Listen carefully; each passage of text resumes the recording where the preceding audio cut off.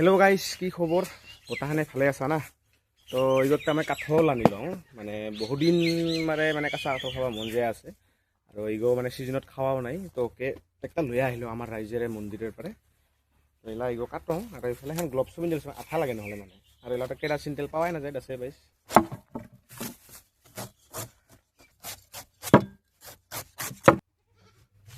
তো এইগো হ'ল এলা মোৰ কাটা, এলা এইগো ধুম ভাল কৰি মানে ইগো ধুলে এৰ যিগিটি আঠা ইগিটি একটাও নাথাকে, এলা মানে হাতত নালাগে, সেইকাৰণে ইগো ধুবা লাগে।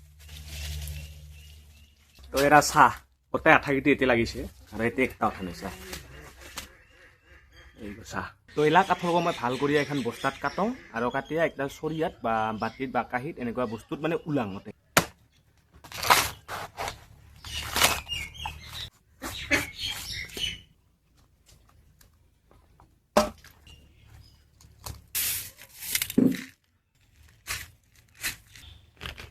তো মোৰ গোটাকিটি কাটা হয়ে গেল সবখিনি কাম।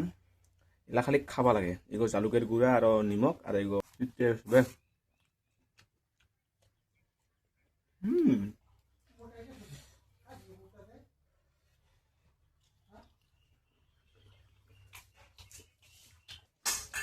তো এলা মই খাং দে হালুক বেছি নাচাইছ নহ'লে বাল মোৰ পেট বিষাব।